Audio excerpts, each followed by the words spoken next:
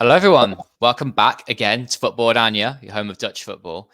And we are going to preview the Republic of Ireland against the Netherlands, another Euro qualifier. We're back again, having done a live stream against Greece. We enjoyed that game, didn't we, Abdul? A nice 3-0 win. I got Abdul back, and we have Paul here, who is our Irish football expert. Paul, do you want to introduce yourself and the work that you do? How are you? Thanks very much for having us. We cover all things Irish football from the League of Ireland to the men's team, the women's team as well, and the Ireland under 21s and some of the underage stuff as well. So we're always active in terms of Irish football, and we do some other stuff as well. So we do other weekly shows like the Irish Abroad, where we focus on Irish players who are playing across in England or any of the foreign leagues or whatever. So I know we've got Troy Parr playing in the Eredivisie now with Excelsior Rotterdam. So you'll be probably keeping an eye on him over the next while. But yeah, we do that. And then we have a League of Ireland podcast. And then we're very, very busy then when it comes to the internationals. So today I'm up early to do this, and then I have to go do the press conference, the match day -1 press conferences with the Irish team, and hopefully we get into the Dutch one as well, to hear what their Ronald Koeman is saying, and maybe Van Dijk, and then tomorrow's obviously the game, so it's all go. I've been in Paris the last couple of days. So I'm a little bit tired, but no, I'm looking forward to chatting a bit about this, despite being maybe a little bit depressed at how many injuries we have at the minute. Well, it's excellent to hear, though, that, again, there is another podcast and just like loads of social media channels that cover another country's football, and similar to what we do with Dutch football, there are loads across Europe. So go and check it, Paul, out, and the stuff that he does. It's really, really good. So yeah, the injuries, Evan Ferguson's out to Republic of Ireland. Let's get straight in there. That news kind of excited Dutch football fans. We need all we can get at the minute.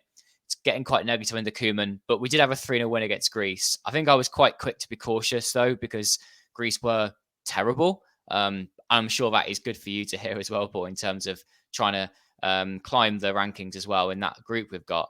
So Ferguson's out. What will you do about it? Will you now have to go it a different way? Do you have a direct replacement? I think it'll just go the same way he did against France. I think the only change that may happen is Benny might, even though he somehow got man of the match. I don't know how they must have plucked the name out of a hat, the FAI, because they always choose a player of the match, and he got it. I don't know how. He didn't do anything that was essentially horrendous, but he wasn't really in the game. It's probably one of the poorest games I've seen him play, because normally when he plays for Ireland, he's quite good. So the only one I could really see coming in there is Aaron Connolly. And he gave players like Festi Abazelli, who's playing his football with Udinese, his debut very late in the game. I wonder if he's someone who he might consider bringing on, just because he's pace, he's powerful. But I do think Adam Ida is the one who plays with Norwich, who Stephen Kenny, since he's came into the job for the first time, Adam Ida has been his main man. He worked with him at under 21 level. He's the highest scoring underage player, but he's not at Ferguson's level. I do think he causes other teams problems and stuff like that, but I just think he needs someone around him who's quite pacey to get in behind. And I'm not saying Ogbenny's not fast, because he is, but Ogbenny's not been getting that many minutes at Luton Town. So I think Connolly's been coming off the bench and scoring for Hull. He didn't come off the bench tonight and didn't do that well. He's called up Sinclair Armstrong at QPR now, who's been doing quite well for QPR. But a lot of these players are championship players. So you're coming up against Dutch players. You have players like Ake there and Van Dijk, who are Premier League winners and Champions League winners and stuff like that. That they're not really going to be faced by players like that. And that's just my opinion on it. Like, I'm saying that, but at the same time, when we played Portugal a couple of years ago, Adam Ida and Aaron Connolly were brilliant. We lost the game 2-1 to Ronaldo, late headers in like the last couple of minutes of stoppage time, but we were 1-0 up till the 88th minute, and then they got 2 late goals. But if we put in a performance like that without conceding, obviously in the last few minutes against Holland, that was an away game.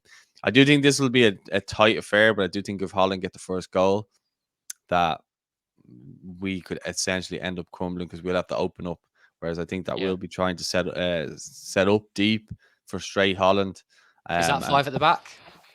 I think he'll still, yeah, I think he'll still stay with that. He likes to call it a 3-4-3 when we're attacking, but it's more of a 3-5-2, where basically um Jason Knight will kind of be like an attacker, and then you'll have Ogbene as well. So sometimes it'll be a 3, and then sometimes it'll be a 2. So Ogbene and Ida, and then sometimes you'll have Jason Knight who'll be pushing on in an attacking sense, who is a great player for us, but he doesn't really have a position. He's constantly been brought in by Stephen Kenny, and he's filled in gaps of different plays. Like sometimes he'll be a right attacking midfielder. Sometimes he'll be a right wing back. He was a right wing back against Gibraltar, and he done well. And then sometimes he'll be just like a centre midfielder. So he likes to Mm. use him because he's versatile and he'll do specific jobs for him. But I would like to see Knight establish his own position, because he's just got Bristol City's Player of the Month, and he's playing as a almost like that Frank Lampard attacking midfielder, where he's arriving into the box and he's scoring goals. That seems to be his best position, in my opinion. And I know Wayne Rooney was raving about him when he was at Derby County before. And he just got a move from Derby to Bristol City. I actually thought he would get Premier League move, but he didn't, unfortunately. But Ferguson's a huge loss. We all know how good he's been for Brighton, and he's been a revelation since New Year's Eve last year. Huge loss. Even though he's only 18, I think you look at nations like Wales and stuff like that who have been reliant on players like Gareth Bale. I think Ireland will be reliant on Ferguson for the next number of years. Obviously, we're hoping Yeah. that he can avoid injuries around international break, because every time he does play, I think, like you mentioned him straight away, he's going to be a huge loss. Whereas it's been a long time we've said that about a player. You Yeah. a long time. We just Yeah. haven't producing the elite level players that we all really want in Ireland. Like fans are crying out for players like Evan Ferguson and stuff like that. I do Sure. think there's a couple coming through the ranks now as well. Andrew Moore, and that he's gone on loan to Blackburn. He's at Brighton. And he scored a worldie last night for the under-21s, and a lot of people are calling for him to be called up as well. So like we're starting to see some players being called up, but yeah, this international window, I kind of want to scrap it at this point, because even Will Keane got injured the other day. It's another striker down, and then a guy who's playing in the League of Ireland called Jonathan Afolabi, he's been called up as well. He's been in good form for the League of Ireland, but I don't see him probably getting a game. I think he's just been called up as a backup, really. Okay. Well, yeah, I mean, the Netherlands are missing Memphis Depay themselves. Their top goal scorer in their history now. And Abdul, we were surprised by a similar formation put up by Koeman. We had the 5 at the back kind of thing. Again, it is a 3-5-2, it's a 5-3-2, who really knows? I think Van Gaal called it the 1-3-4-1-2, something like that. Something elaborate. But yes, Abdul, do talk us through how you see the game panning out, because we're going to have what is quite a defensive Irish team up against what is quite a defensive Netherlands team, to try and tighten it up a little bit after Koeman's sides were conceding lots of goals playing the 4-3-3. How do you see this one going? Well, I just hope Koeman continues what he's doing. Obviously, he realized that 4-3-3 is not working anymore. So he switched to 5-3-2 against, or 3-4-3 in some parts of the match against Greece. Mm. It worked very well. I know that Greece did not really play well in that match, but we cannot really take the credit of changing the formation and maybe putting some players that we did not want to see in the beginning, like Blind or Weghorst or Duron, but they played well, especially Duron and Blind. They were really good on the ball. It was a really exciting and interesting win. I just hope we continue, but I don't think this match is going to be easy, at least on paper, because this match is like do or die for Ireland. It's a must win, or at least getting a positive result. They already lost 3 matches out of 4, so they have to play Yeah. well.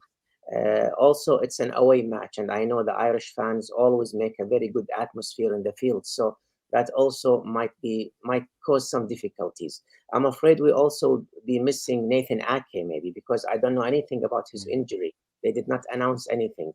In general, I expect and hope that Holland will win this match, but I don't expect it to be easy unless they surprise us again, of course. Yeah. The Netherlands have an embarrassment riches of defenders at the moment. So actually, I'm not too concerned if we're missing Atanake. Because of that, there'll be three centre backs at that start.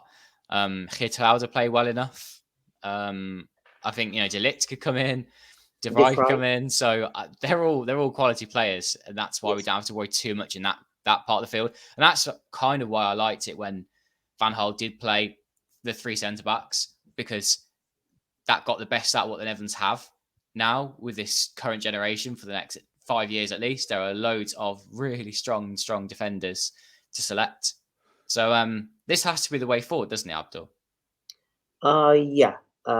This has. Sorry, I did not hear that part. It has to be the way forward, doesn't it, with this tactic? We don't Yes. have those strikers that are coming through. Well, but so far, what we saw against Greece was really good. We haven't seen the Dutch attackers being that dynamic for a long time. Simons, I think, made a big difference. He is the player that we were hoping to see the past few years. Somebody who can create magic out of nothing.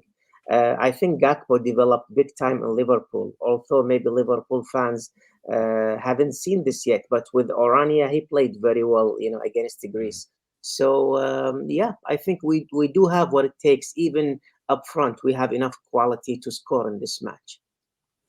So, Paul, I don't think we're going to see too many changes from the Netherlands. I would expect Wout Weghorst to be the striker that occupies the Irish defence. Again, maybe it was a bit of a decoy, really, to try and take a couple of players out of the game if possible, create space for likes of Xabi Simons, who's had a great last year also. We've got Cody Gakpo, who, of course, has had his moves to Liverpool. Denzel Dumfries, who must mention, player of the match, 3 assists from right wing back. That is his best position. It's amazing for the Dutch when he's playing in that wing back role. How are the Irish going to deal with this, do you think? And who do you think the Irish team could be most concerned by? Not necessarily who's the best player, but who is like the weak link in the Irish team that the Netherlands could exploit with those players? Well, at the moment, we don't actually have a natural right wing back. Alan Brown was playing right wing back against France. He done actually okay, and he done okay against Scotland. But I think if you were going to target an area, I'd probably say that left wing back's actually going to be a spot, because Enda Stevens came where on. we have Daley Blint at the moment in the left wing. No, I'm talking about our left wing. Yeah. Right. Okay. Well, that's what I mean. Because you're right. Dumfries is likely going to be coming up against James McLean, who's just moved to. Right. Okay. I'm with you now. No, what I was just saying is that Alan Brown's actually done okay there. So I think that battle, I think Alan Brown will probably win that battle if it's Daley Blind.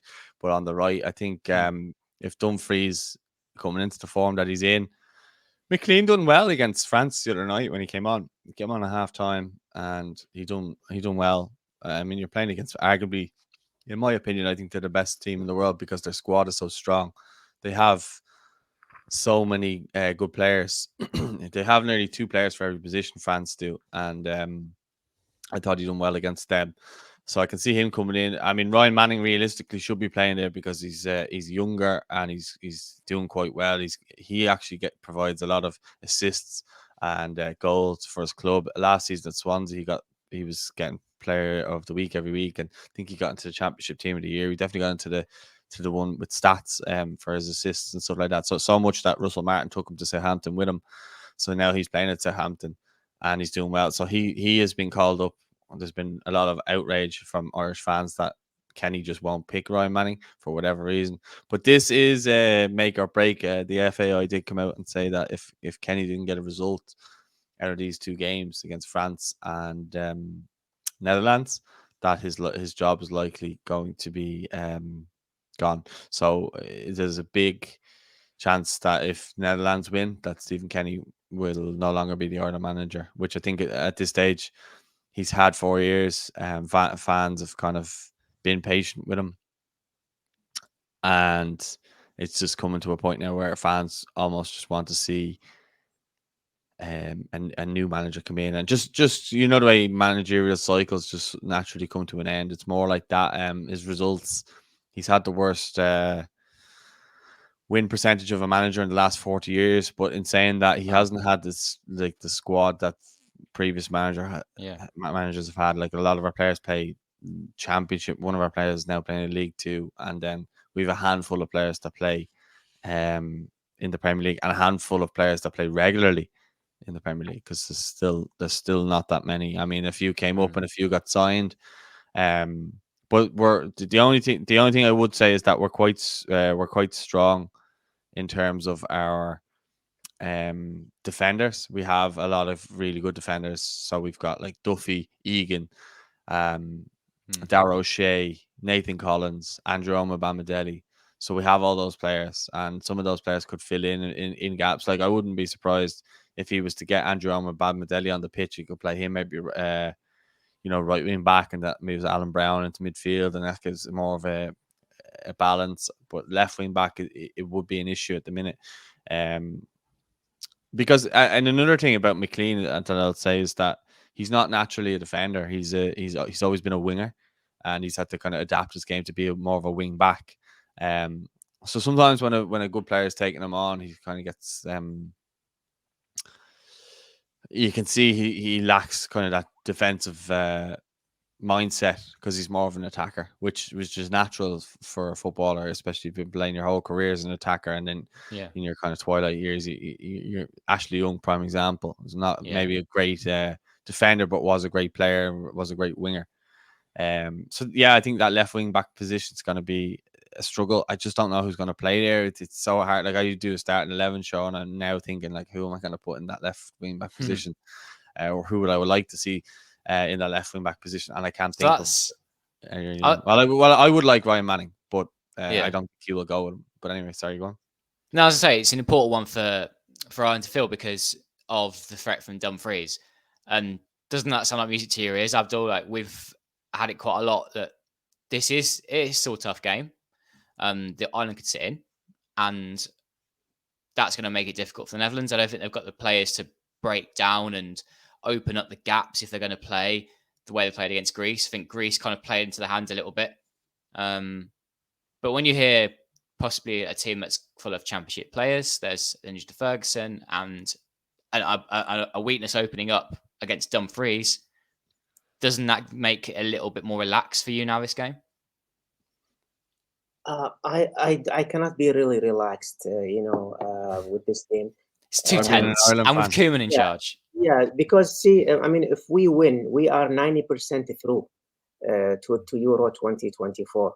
But again, as I said, it's do or die for Ireland. So I think they will try to attack this match.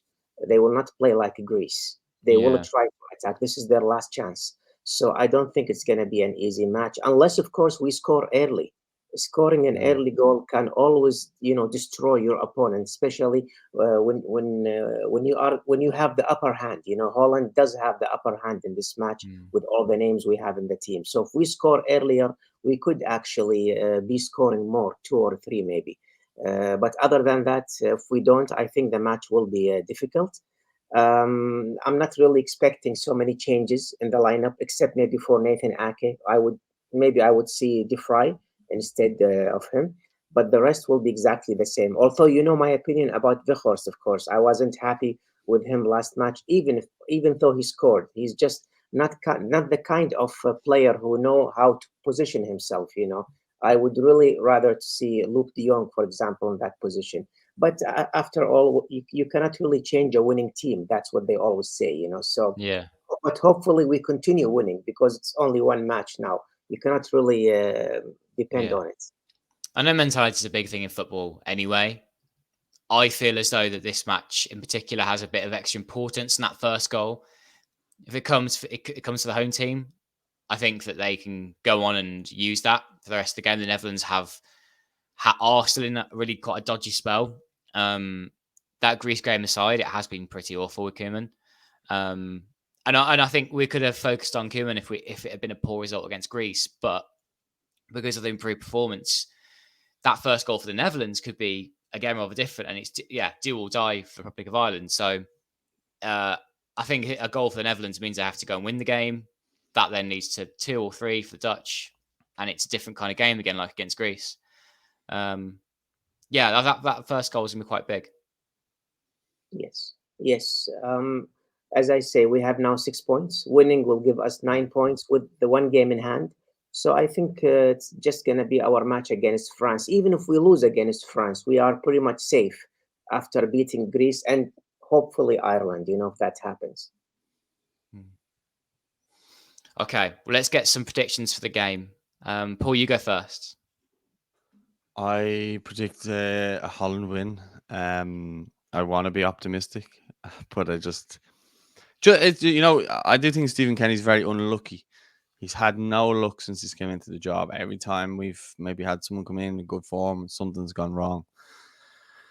And I do think he's suffered in that sense. And do you know what? It wouldn't surprise me if we got a win because everything's gone against him so far in the thing. But I just don't see it. I see like a Dutch, probably I could probably see a draw. Actually, now that I think about it, but I'm gonna say my head's saying a 2-1 win for Holland. My heart's saying a 1-1 draw. Well, I would hope, I kind of expect 3-0 maybe, but the second and the third will be late, will not be in the beginning like what happened with the Greece. Maybe we will score a goal in the first half. The second half, Ireland will try to push to attack, and then we will use the gaps in the back to score 2 goals. So I would expect 3-0, especially that Ireland is not really at its best level nowadays. I'm going to go 2-0 to Oranje. I think that first goal was going to be big. I think the Dutch will get it. And after that, spacing behind, could get a second one. And there are enough defenders, good defenders on that pitch in a back five to see out a result. That's where my confidence lies now with the Dutch. If they use their defensive strengths, to their advantage, then they can win games. Van Gaal did it. I still have a feeling that Van Gaal, sitting in the stands in the last Netherlands match, I still think that he's had a chat with Koeman. I think there was some advice there, which would have that would just be so fascinating to have confirmed if that is the case. I'll be happy with that. Yeah, well, I think we'd all be delighted, and it would explain why Koeman went back on his word about the formation change, which, by the way, is still so weird that the Dutch media fascinate over the formation change. But do you know what? I mean, I'm probably obsessing over it too now because I do think that playing it is important for the Netherlands and, gets the best out of players, such as Dumfries. So, 2-0.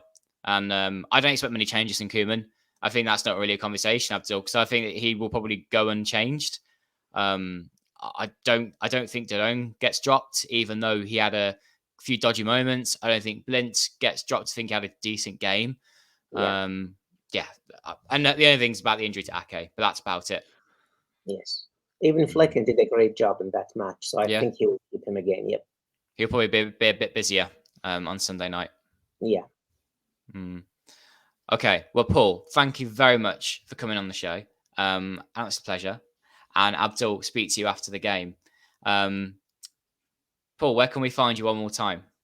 Well, I didn't want to jump in there while you were talking. I was just going to say thanks very much for having me. You can find us everywhere at Irish Football Fan TV, TikTok, YouTube, the whole lot. Instagram, Facebook, Twitter. Twitter is actually Irish Fan TV. But you can find us on all of those platforms. And we're not so active on Twitter at the moment. I'm not really mad on Twitter myself, but all the other ones regularly posting on. So check us out. Thanks. And of course, if you're new to us here, Dutch Football and English Language, give us a like if you enjoyed the show, whether you knew or not. Subscribe to the YouTube channel. We have lots more on the website and on Twitter. If you want to find out more on our social media page or on our website, lots of articles going up there at the minute, thanks to Mike. That's not me referring to myself, by the way. There is another person called Mike. Imagine talking to myself in third person. But thanks everyone for watching, and we'll have a live stream after the game. And hopefully it's another win for the Netherlands. Thanks, everyone.